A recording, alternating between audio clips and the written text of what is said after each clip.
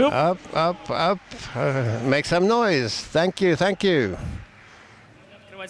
We're happy to open this event. The PhD format has changed a bit. Questions are to be asked through the chat bot. The QR code should be displayed now. Oh yes, here it is. And so if you are interested about some questions, join the chat bot and we'll read and give you an answer. So let's go. So our presentation is entitled Little Big Boxes. But let's first introduce ourselves. Who are we? My name is Artemy Tsetsersky, and I have Andrey Sikorsky and Maksim Pushkin with me.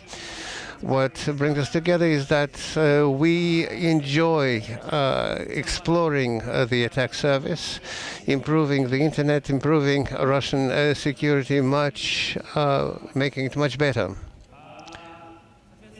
So, the principles, what this presentation is going to be about. There are a lot of webs around the world. There are a lot of enterprise webs, Confluence, GitLab, TeamCity, SharePoint Exchange, and we're tired sitting on this one chair. And we thought that we should try another one, try and trial some other devices, what's inside, how they're built, what ports they use. And so we decided to study the coverage. And so we thought that we need to have our Russian Orthodox shodan because we see our country in danger. And we decided it's done. So we've created a shodan, scanned the internet, and got surprised how many different devices can be found there. The most exciting thing that at the top of the open port is not 80, but 7547. You will ask, what is this? And the detect upon showed that a lot of different devices use it. Quite interesting, isn't it? So I would like to start introducing the little boxes to you. The little boxes are the biggest cyber criminals. They sit on your shelves while you're drinking coffee, and they sit there and DDoS the entire internet. They attack each other, they proliferate, and they make the internet burn. So we decided let's first and try build the attack surface. So we started comparing different TSM products, shodan, sensors, FOFA, and then we've noticed that the diagram was really like a piece of, you know what. We took a look at all the devices and noticed that the data is shown much better. And shodan is losing from 10 to 50%. We didn't like that, and so we built our own map. So let's come back to the 7547 protocol. What is this? It's also called TR069 or CWMP. It's a protocol that allows the provider to manage your device remotely. There's some remote ACS server, auto configuration server, and your little box at home. This protocol allows remotely diagnose, test, and even update your device, which you don't do yourself. So what makes this monster so dangerous? Let's recall Myrai botnet. It was using exactly the same protocol, and by the way, it was the largest botnet. That covered 3 million devices. Wow. What else? 90% of services just use clear code HTTP without any SSL. The basic digest authentication, it can be brute forced, penetrated in any way possible. Classic default passwords. And by the way, Myrai botnet was built on the 60 well-known pairs of logins and passwords. And of course, the ubiquitous use of outdated software 10 to 15 years old. So we decided to explore this protocol and noticed from our home router that if you get to those ACS servers, you can notice that it's just Jinx with the 2014 release, just a second, 10 years ago. It shows the level of maturity on the provider's side. We decided to take a look at this history of one CPE. We've taken a look at the data there, and you can notice that there's a certain API endpoint that opens up the structure of your local area network. So, for instance, I have this router, a smart speaker, a laptop, and a vacuum cleaner robot. I don't know where they're supplying this data, but the provider has it. So we went to the box. We looked at the web interface. More than that, these boxes also have the operator access. So you can get some data from there, find where this box goes, what remote ports can be used by the provider to configure it. We want firmware. There are different firmwares, and there are all sorts of firmwares there. So we've done some hunting. We found the hash codes, found where they go to get updated, and then it turns out the super admin, you can get the hash and get the passwords. You can get a closer look at the box and use these passwords and go and explore your guide to the internet world. So we're taking these passwords. Let's take just admin, and everything is quite sad here. Actually, you can see on the slide that the TP-Link devices, most of them, can be just brute forced using the pair of admin, and Kinetic and ZTE, same thing. This is a long-standing problem, and 1 in every 10th of your device can be authenticated just by passwords from the top 10 list. And it's very sad. So what does the winner get? Access to the panel. They can break this legendary triad: information security, integrity, availability, and confidentiality. So you can do anything there. So going forward. But the lion's share is also occupied by GSOAP. 90% is the DIC version. We've taken a look what that is. It's a web app based on SOAP. But what's curious is that they release dating back to 2006. So we're going to celebrate its 20 years anniversary in 2 years. And actually, there have been exploits, and it's quite strange that no serious incidents happened. There was just a small case with cameras. But in fact, it's not always when something is vulnerable that it's exploitable. That's the good news. Going forward, Easy CVB, an open implementation of the protocol. It's open source. There are 600,000 of such in the world and 76,000 in Russia. The open source project is written on C, and no updates have been published over the past 5 years. So we've taken a look at what CWS exists there.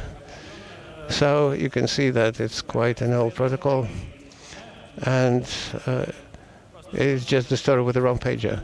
They just found this vulnerability 1 year and won 3 million devices immediately.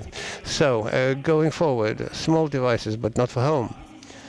There are these curious devices that can be used in Kiwi terminals, and they're used in utilities, banking terminals, access control points. They are guides for these cool large boxes. But what's the danger? About 6 months ago, we reported this hazard that these devices are being used. And what happened recently? There was an incident, maybe in foreign websites, maybe you felt it that way. When utility meters were switched off remotely, it's quite a fresh attack, quite fresh incident. How many are there in the internet? There are more than 4,000. It's quite a big number. And 80% of these devices offer metadata without any authentication. You can get the model, the firmware version, serial number, host name, and quite often, by the way, they use the exact location of this device as the host name. So welcome to my home. So what else? 1 in every 7 router has an open telnet port. It's not the best information security practice, and there are exploits for that, and many such boxes are vulnerable to this vulnerability.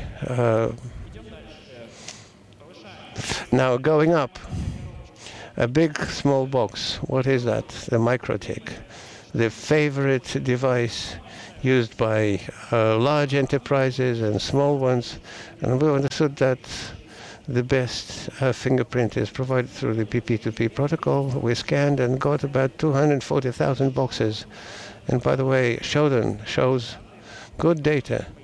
MikroTik is really works well. So what any network security person will tell you, stop keeping open those ports that you're not using. But as we see, everybody's ignoring this. They keep the ports open, and perhaps they feel that the world they're living in is quite safe. But what else? Both for ourselves and the bad guys, MikroTik Winbox, it's a protocol. But what makes it interesting for us as attackers is that allows opening a version. For quite a lot of devices, we managed to build a map version of more than 125,000 devices. And what do we need? As soon as some cool CVE comes up, malefactors can identify the device and attack it. For us, as protectors, it works the other way around. We built this diagram, identified which versions are outdated, which are vulnerable. So this is the schematic. We decided not to show the spread of specific versions, but took only those that are quite vulnerable. And we've started working on that in April 2022. Actually, we can see that in the Russian segment of the internet, there are quite a lot of devices with firmware dating back earlier than 2018. We are presenting the top 3 vulnerabilities. First, let me notice the MikroTik remote jailbreak. 30,000 devices are potentially vulnerable. There's also a vulnerability of 2018, also quite a lot of devices, and there's also a vulnerability without a public exploit, 1,500, wow, devices. So this brings me to the point where I would, pass the baton to my colleague who will tell you about the large boxes. Once, hi, I'm Andrey Sikorsky. I'll tell you about the network devices that are used everywhere in the bloody enterprise world. In terms of what's available in the Russian segment of the internet, you can identify several types of such devices, such as firewalls and NGFWs, also routers and switches, and crypto gateways. That's what's available to any internet user in one way or the other. So how The standard protocols for these devices are just like what Artemy mentioned, and there's quite a lot of VPN. And I would like to highlight SSL VPN for these devices, especially NGH Web, to provide remote access for the employees of the enterprise. Also, there are management consoles with web and different specific protocols that are mostly used for management functions. And they're different between Microtik and Winbox. So they're big, hairy devices with lots of features that form the foundation of the entire network infrastructure and enterprise. Why are we interested in them? Because they are of interest for the potential malefactors. The resource is critical, and if we break it, then a lot of bad things can happen to the enterprise environment. The device will process network traffic, so the traffic can be sniffed if access is gained, and also management of routing is done there, so you can play with that. Or you can use this device to get access to some protected segment, or even change the routing rules, the firewall policies, and get to another segment. Get from the internet into the local area network and the other way around.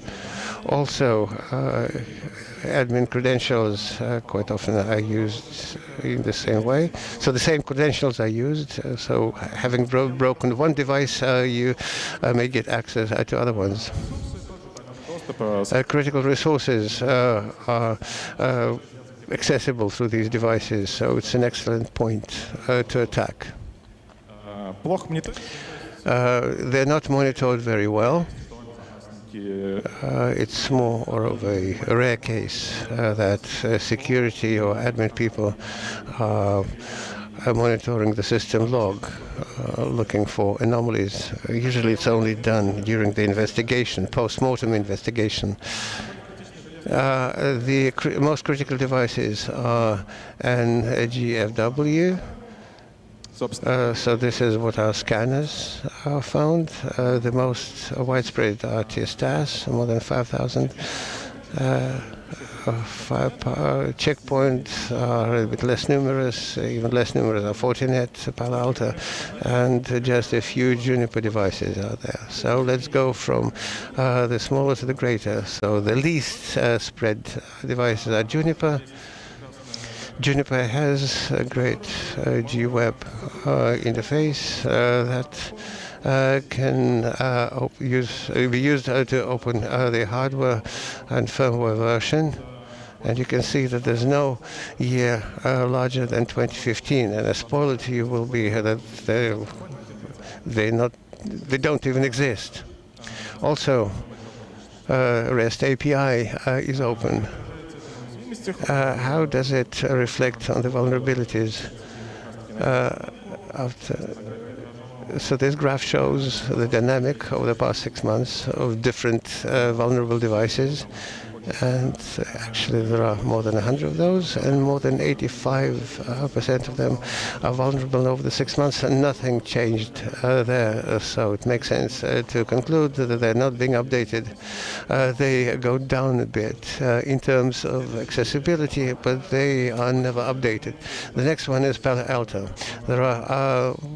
They're much more numerous in the Russian segment of the internet. You can get all the required information for them. On Palo Alto, there are a lot of vulnerabilities that appeared in the past 4 years. 2 of them caused whole epidemics all around the world. And thanks to Russian researchers, Mikhail Klishnikov and Nikita Abramov. They also done some good research for Cisco. Just based on the example, a month old, it's mentioned in SSL VPN. There were about 40 vulnerable devices, about 40% of all the available ones. And just the day before yesterday, they rescanned That was the latest rescan. We did it for the presentation. The vulnerability rate went down to 22%. So you see that patches are being installed, but not too fast. The next device is much broader spread in Russia. It's Fortinet. Also, remote access is organized via SSL VPN, more than 2,000 devices. Serial number can be seen, and using this you can get the device model and the firmware date and version. So the diagram shows that not many devices got updated this year, and that is not good because it looks like Fortinet wants to break all records that Cisco set in terms of vulnerabilities, and they can making good progress there. So you see here the most critical vulnerabilities here, and they're among those that we're checking against. Please note that most of them are in SSL VPN related to a bad memory control. Здесь, соответственно, агрегированные. This here shows aggregated numbers on all the vulnerable Fortinet nodes. There are 2 peaks of these over the 6 months. It's interesting to see that after the peak, you see a trend to update. Considering that the time span here is only 6 months, it's not a big trend, but on the whole, it just reflects the vulnerability behavior. Unfortunately, it's a problem with patches in Russia now because it's not easy to get them now. There are a lot of problems there. And in darknet, you can just buy access to these devices. Although they're quite expensive, and people can get them easier. The most favorite device in Russia is Cisco ASA Firepower. There are more than 5,000 devices like that. It's very difficult to find the numbers of how many of them are legal. But we know that for old versions that are older than 2018, you can get an accurate fingerprint. There are more than 1,500 of those. Cisco has been a leader in vulnerabilities. In addition to being a supplier of these vulnerabilities, they also patch them from time to time. It's an example of a small devices, but this is the way they have fixed this vulnerability. It was a critical vulnerability that allows opening the hash to gain access to the keys and VPN and everything, and it's an official Cisco patch. They're just looking over there for the curl line and return 403. So we patched the servers because in POC only curl was mentioned. Cisco is my love. To the question of whether so old and whether not being patched, you can see it very well in this graph. At the bottom you see Fortinet, so it gets patched from time to time, and Cisco on top. So if with Fortinet it goes down a bit at some periods of time, with Cisco it only grows. So almost no one is patching them. Of course, it's difficult with updates, but there are lots and lots of vulnerable Cisco devices, more than 3,000 at the very least. Another thing about Cisco is about Cisco iOS. It's a router and switch. In the fall of last year, Cisco did some investigation for one of their government customers. They found a great backdoor, And after some time, they published the information about it, so one could remotely check it. The whole world started scanning, and they found 40,000 devices with backdoors. That's catastrophically bad. In Russia, we did the scanning, and we found 776. This is more than a half of all the available devices. And just a separate note, it's not potentially vulnerable, but already compromised devices that play an important role in the networks. So they changed this backdoor. So the possibility to detect remotely went away, but then they disclosed the vulnerability information. They scanned these devices after some months to identify this vulnerability with RCE. And then after several months, it turned out that more than 40% of these devices were still vulnerable, even though there's already been a lot of incidents. There's also an open source solution. pfSense is popular in Russia. More than 2,000 devices are available with web access. We get this data, and you can see in this diagram that in 2024 nobody really got updated, and it was really the wrong thing to do, because in 2023 a major vulnerability was detected. And the research showed that about 80% of devices are vulnerable. And then again, after 5 months after this, 75% of devices have remained vulnerable. And the vulnerability is actually about getting full access to the device and network. And there are also domestic solutions. In terms of vulnerability, it's not clear. So the spread, the most popular ones are IDECO, UserGate, Continent, and VIPNet. There's not a lot of public information about vulnerability there, but if you do some digging, I'm absolutely not an expert, but I spent a couple of hours of my time, and in one of these solutions I found a bug. Well, perhaps it can be ranked as medium, but I think it can get to the high level. Yeah, I just spent a couple of hours of my time.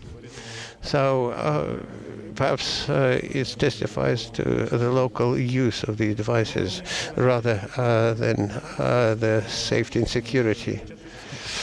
So what we see that of domestic things less than a quarter, it'll be interesting to see the dynamic. So that's it, and I pass the floor to Maksim, who will tell you about more interesting devices. Yes, thank you. I'll tell you about the devices that we describe as box-in-boxes. That's FC devices. BMC devices that are used for a remote server management. Their main area of use is PMI. So what's bad about these devices being available to the internet is that the malefactor, after gaining access to such device, they get physical access to the server. They can switch it on and shut it down. Modern systems allow mounting different loading devices. Also, malefactors can get direct access to the server's memory that contains sensitive information, or can contain. The technology started its development at the end of last century. It was growing gradually, but any active security studies only started in 2013, and after that, more and more vulnerabilities have been found in products from different vendors, and they're still relevant. And this is a big problem. They started to consider the IPMI interface using the standard probe that the devices use to exchange information about the supported versions and authentication. 5,000 devices were found in Russia to respond to this requests, and most of them work on the obsolete version 1.5. As to the vulnerability, we wanted to see how things stand with the 20-year-old vulnerability that allows switching authentication off. And it turned out that 8% of all the found devices are vulnerable. Another problem was about anonymous user. The situation is much better with it. There are only 4 devices in Russia that turned out to be ready to access, to allow access with these data. Then we considered the 2013 vulnerabilities. The first one allows the malefactor to gain access to the device with only the username without knowing their password. But because in most cases there's this admin user, this allows you to set up your own user, gaining full control of the device. 1 in every 3 devices turned out to be vulnerable to an attack where the malefactor can get a hash of the user password knowing only the username. Of the 5,000 devices we found, more than half were vulnerable at least to one of these vulnerabilities that are 10 to 20 years old. Then we considered the web panels for management that most every vendor has. And the first one of them with a lot of holes were from HP. We found 5 vulnerability with quite a high CVSS. One of them allowing to bypassing authentication by just replacing the HTTP header with several letters A. So 30% of the devices turned out to be vulnerable to at least one vulnerability. Another vendor, Dell. The situation with Dell is even worse. More than half of these devices are vulnerable to at least one high CVSS vulnerability. Yes, some of them, in order to be exploited, needs to you need to have some basic access, but they are quite critical. Services from more than 10 vendors have been found. 16 different vulnerabilities were found on more than 2,500 nodes. Because the technology never stayed at the same place, the next step was the advent of the Redfish protocol working on top of HTTP. And the problem is that it's not replacing IPMI, but works together with it, which even expands the attack surface. In itself, Redfish is not safe, not secure. One of the vulnerabilities that we just mentioned is related to this protocol specifically. Another quite important problem is about the supply chain. Quite recently, quite a big case happened. It turned out that developers of the light HTTP service fixed some critical vulnerabilities by 2018, but they didn't register any CVE, they didn't notify anyone, and the vendor that was using their product in their BMCs continued using the old vulnerable version, and it continued for 6 years, and people learned about it only now. And when the dismayed customers learned about that and went to larger vendors who used BMCs from AMI, they said that they don't support these devices anymore, and they're not going to be updated. So the only opportunity to get rid of this vulnerability turned out to be closing the service, closing the port. 166 services with this AMI vulnerable firmware installed. What conclusions can we arrive at based on our presentation? First is that you need to update. You need to apply a strict password policy, not get unnecessary ports open for the internet, and know your external perimeter. Thank you, and we're ready to take your questions. Well, unfortunately, the interpreter cannot hear the question. Have there been any problems putting together such a large balalaika tool in terms of legacy scanning? We were ready for it from the start before building this balalaika.